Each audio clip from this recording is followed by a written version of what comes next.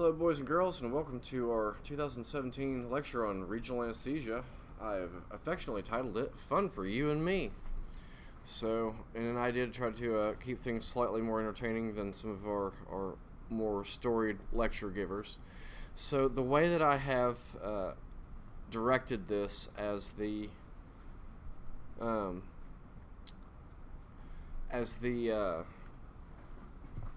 format is kind of vague. So the topic that I was given was regional anesthesia. It's like, hello, here's the Encyclopedia Britannica. Go teach this in 30 minutes. So I'm going to try to have a little bit more focus so that we can, go through topics that I love to ask. So these are things that are kind of clinically and kind of thought question provoking from an academic engagement. And in this line of teaching, we're kind of also going to go through some kind of the pointed anatomy that is, or things around there. I know that I did an anatomy lecture last week, but I want to kind of bring those things back to the surface because they seem to be, frequently encountered items. And then a couple of other things that are not necessarily in my wheelhouse, but things that are just like those lovely esoteric things that we just I love to ask you questions about. All right. The other little disclaimer on here is that all of our slackers that can't show up at 6 a.m. for lecture, then we're going to do this as a podcast, so I'll have to be a little bit more restrictive with some of my more colorful teaching methods. All right, so our brachial plexus, okay? So somebody from the crowd shout out what the mnemonic is for our segments of the brachial plexus. Yeah, so a common one is Randy Travis drinks cold beer, or Rowdy Truckers drink cold beer. So that is roots, trunks, divisions, chords, and branches. Okay, so as we're marching down all of those segments. So the reason that is clinically appropriate is because all those delightful things they make you do in gross anatomy, where you're playing nerve or fascia as you're dissecting all those things out. That's how those segments most commonly will play out. So that is the textbook answer, what we teach from our core educational material. However, the real world answer from that is that, anybody that's spent any time with an ultrasound and putting needles in people will tell you, it don't look like that, Ron.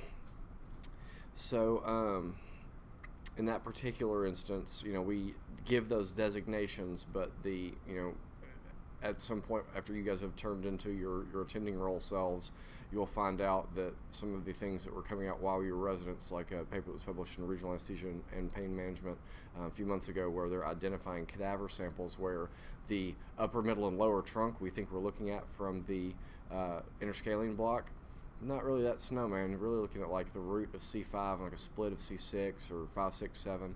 So that's kind of an on the horizon item, but for argument's sake at present as what you're reading in the textbook. So your interscalene block is your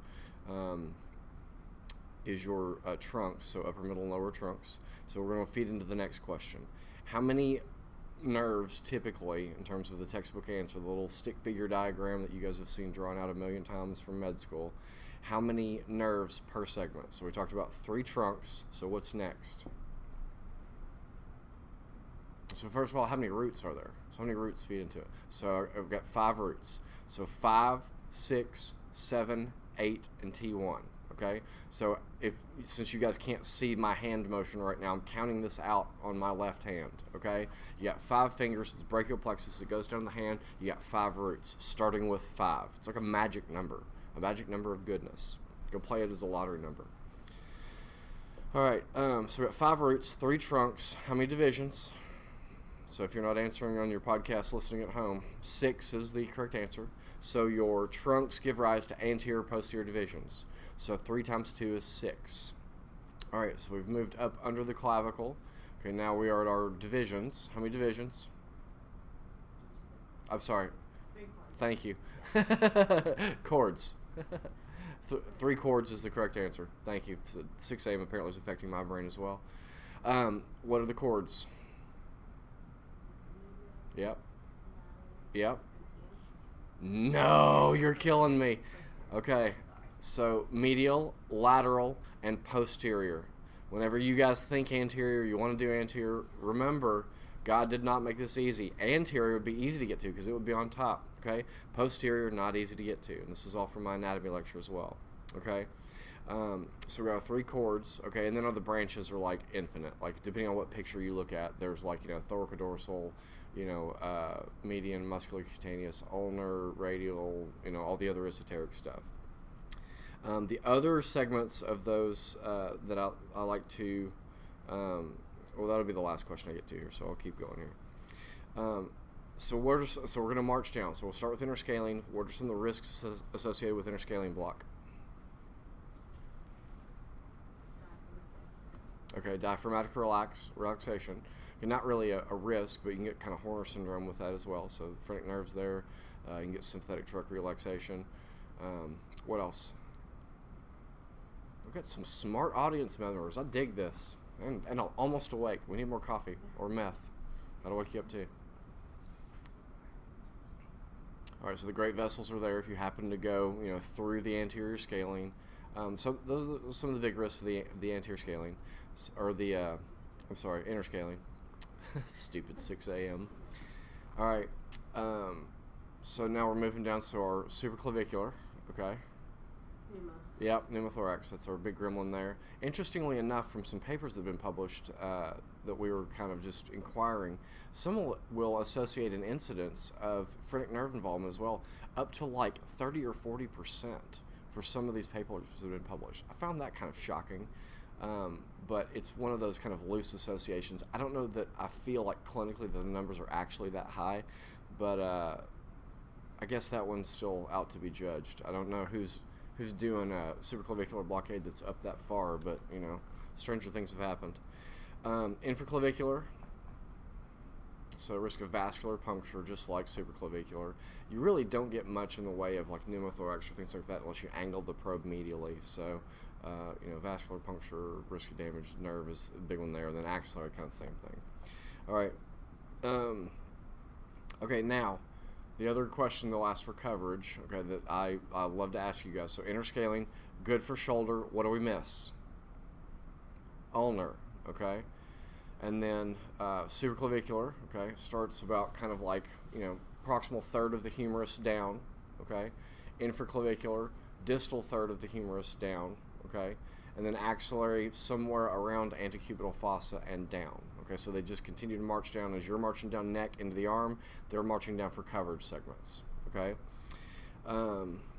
Now, the other question I love to ask you guys, because I can beat you to death about it because people don't know this. Okay, where does the musculocutaneous, the medial brachiocutaneous, the medial antebrachial cutaneous, and the intercostal brachial cover? Okay, start pantomiming from the audience. Show me these things. So we'll start with musculocutaneous. So like Dr. Cherian is correct. Okay, maybe down a little bit more too. Okay, down that arm a little bit more. Okay, the for argument's sake, I'll go on and advance to the next slide, which answers these questions. So musculocutaneous. Okay, boom. This is a very common question that I will ask you. Okay, boom, right there. Okay, medial antebrachial cutaneous. Okay, boom. Medial brachial cutaneous. Boom. Okay. Intercostobrachial. Boom goes the dynamite. Okay. So, as I have at the top of the slide, put this in your doggone head. As we are doing a podcast, I don't have the normal vernacular that I would use with this, but you can connect the dots. All right. We're all tracking on this. Everybody got a good track there? This will be posted to the wiki later, so you'll be able to access this. If you have to sear an image into your mind, pick this one. All right. Now, another question that I love to ask, which is an unfair question, is if we're going to pick distributions of the nerves within an axillary block, okay, this is kind of a best guess for where these things tend to arrive. Now, that being said, this was from a study that had stemmed nerve segments to truly identify what was where. But you'll notice that there's some frequency of overlap. So for example, we've got median nerve here that has some spillover here. We've got some radial nerve here that has some spillover into that avenue as well. So the true clinical answer is these nerves run wherever they want to. Okay, if they want to go, uptown, downtown, around the boulevard, they're going to do it. So the only way that you know where stuff is to stem it. You can guess based on relative frequencies of distribution. So median nerve on top, okay, radial nerve, some ilk of kind of posterior lateral, and then ulnar nerve kind of on the medial aspect here. So triceps medial, biceps lateral, okay, and that's kind of if you got to be a guessing man for the day. These are the relative frequencies that if you're looking at a textbook where they're going to draw the pretty little pictures, but not everybody reads the textbook. All right, moving on to lower extremity. Okay, 5 branches lumbar plexus. Go. All right, so we got femoral. Okay, we've got lateral femoral cutaneous, obturator. Okay, ilioinguinal iliohypogastric, and genitofemoral. Okay, the last two, I tend to not ask quite so many questions about just because those are naughty nerves. We don't want to talk about those. But lateral femoral cutaneous, obturator, and femoral, those are more pointed clinically for things that we are going to do for lower extremity blocks. All right. So, what are some of the adventures you can have from lumbar plexus blockade? Yes. So retroperitoneal bleeding. So this follows the same relative anticoagulation guidelines that you would use for neuraxial. Okay, the kidney's there, the ureter's there, the aorta's there, the vena cava's there. There's a lot of expensive real estate. Okay, you should be protected by the psoas muscle that should be within that segment. But if you keep driving that needle forward, there's some of the other adventures that you can have. What are the risks of femoral nerve block? Really just kind of vascular puncture or damage to nerve. I mean, you don't have a whole lot of other expensive real estate there. Sciatic nerve blocks, kind of the same thing. Now, from a textbook standpoint, it's really just kind of surrounded by muscle, so you don't really have quite as much of a vascular adventure. But some papers that I was reading within the last month, there's a lot of rogue vessels that can sometimes kind of be around the sciatic nerve. They're not great vessels, but they're there. And the sciatic nerve is the only block clinically that I've ever had like a full-blown local anesthetic toxicity with negative serial aspirations. So there are blood vessels that kind of hang out there. So, buyer beware. All right. I love this next question. The 5 nerves of the foot and ankle. Okay, go. Okay, I got saphenous, got sural, deep and superficial peroneal, tibial. All right, very good. All right, so what's the only one that comes from, so how many come from the sciatic? 4, and femoral? What's the one that comes from the femoral? Outstanding. Can be taught. All right. Now, how do these segments go to the foot? Okay, what goes where? I got another picture for that later too. Okay, we got saphenous medial coverage. Deep peroneal is the web space. Yeah, deep peroneal is the inner space between the first and second toes, and the interosseous segments, the bones in between, is deep. Okay. Yeah, tibial is the plantar surface. What we got left? Yeah, dorsal space of the foot, superficial peroneal. Okay, and what's the lateral aspect? Sural. Very good. Excellent. All right, now, if we're going to pick a nerve that contributes to foot drop, what do you pick for that? The peroneal, common peroneal. Okay, what's the most common injury pattern that we'll see that, yeah, so lithotomy position, you get the compression on the outside lateral aspect, kind of that soft part on the lateral aspect of the leg below the knee. Okay, that's the most common compression segment that will lead to peroneal nerve injury and foot drop. Tracking? All right. Now here I've got our blown up, thank you Frank Netter for drawing all these pretty pictures. So your root segments that contribute to your lumbar plexus, L1 through 4, okay? There can also anatomically be some kind of crosstalk between 12 and 5, okay? So whereas our brachial plexus had 5 segments that fed in, generally we'll consider 4 for the lumbar plexus with maybe some players that come from above or below, okay? But just start with number 1, work your way down. The lumbar plexus not quite as fancy as brachial plexus, so it doesn't have quite as many parts feeding into the puzzle. All right, but you can see where these segments have contribution. Kind of, it kind of marches itself down as you would figure. So you got genitofemoral and iliohypogastric, those upper segments, because those bits are above your leg, generally. And then you've got, femoral, lateral femoral cutaneous, and obturator kind of as they start to come down. So, connect the dots, la la la la. All right. Here's our pictures of foot and ankle. They always show these pictures with discrete segments of the common peroneal nerve, okay, the superficial peroneal nerve. It's not really a single discrete structure, okay? It kind of actually comes out, it kind of already split and done some of the branch segments that are going to come down. So that's why we catch this as a field block, just as a ring block anteriorly on the ankle.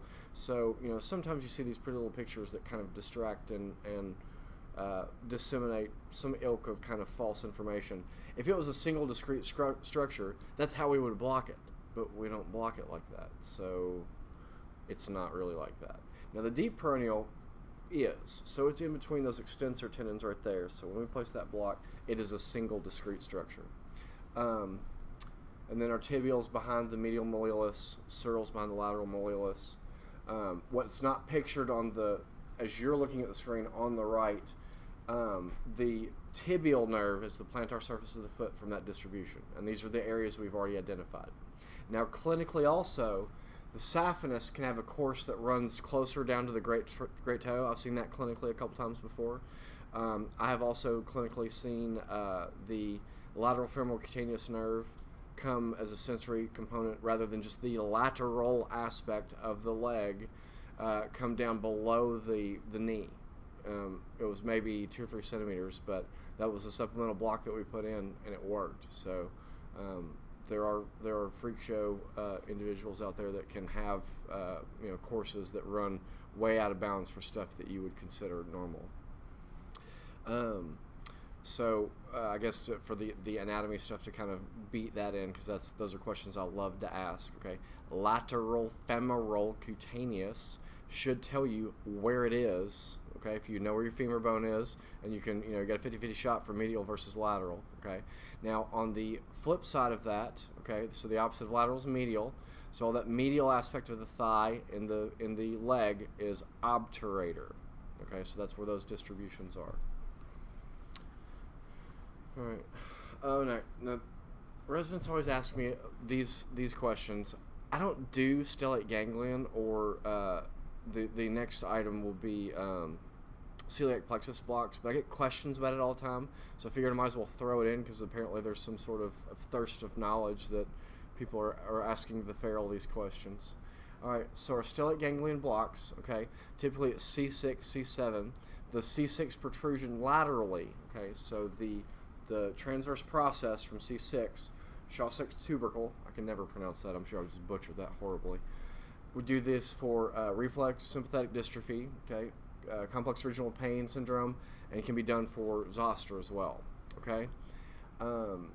So we are largely providing sympathetic blockade, and I've got the next picture is kind of an ultrasound image, because you guys have all seen the textbook images of like what the little cartoons are. The ultrasound that I've got, that I have the reference for, actually does a really good job of identifying all those landmarks. Part of them will look familiar, because part of them are things that we look at regularly, so that's why I picked it. But, so you can get Horner syndrome from it, obviously, with the sympathetic blockade. The goal is for pain relief. Okay, you can get the recurrent laryngeal nerve, so you can get hoarse from it. Phrenic nerve, so you can get a little bit of diaphragm relaxation. And as it is a sympathetic block, you can get changes in temperature, okay, just because you're affecting sympathetic parasympathetic tone. All right. Now this picture, okay, everybody has put a probe on a neck. Okay, I don't see any like medical students here, so you've got your jugular vein, okay, carotid artery. Those things should be familiar. Okay, probe sitting right here on the neck. Now we have a little bit different angulation, because we're looking at, if you look at the base of this picture, you have the C7 body and the transverse process. They don't always show up this pretty, as you guys see, but if you're looking at best case scenario. So the important other segments of this to identify from ultrasound, you get your sternocleidomastoid, okay, the witch's finger points to the plexus, okay? You got your anterior scalene, which is always between the great vessels and your brachial plexus segments that are off to the side over here, okay? So when you guys do interscalenes with me, this is the big landmark, okay?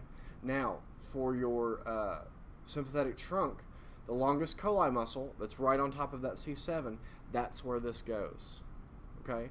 And you'll see your friendly neighborhood vertebral artery just off to the lateral aspect from that. So this is lots of expensive real estate all around here. This is why Dr. Ferrell doesn't do this block regularly, because there are too many fun adventures to be had, and I'm not that exciting, all right?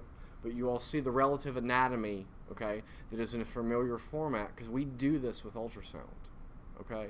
Look familiar? I got some head nods. I dig it. All right, so that is stellate ganglion block, all right? Now, celiac plexus blockade. Now, this is actually kind of like Mr. Toad's Wild Ride, because I'd pulled some papers on this a while back. The interventional radiologists are doing all kinds of insane things where they're just like going at it from like anterior aspects, like just intentionally going through bowel with like really small, like 27 gauge, or they may even have something smaller that they can see with fluoroscopy and just like go straight in on it, one pass, put drugs in, pull out. Now, these are terminal cancer patients, so you know they've got pancreatic cancer that's usually like end game. At this point, any kind of pain relief that you can offer this person is tremendously appreciated, okay?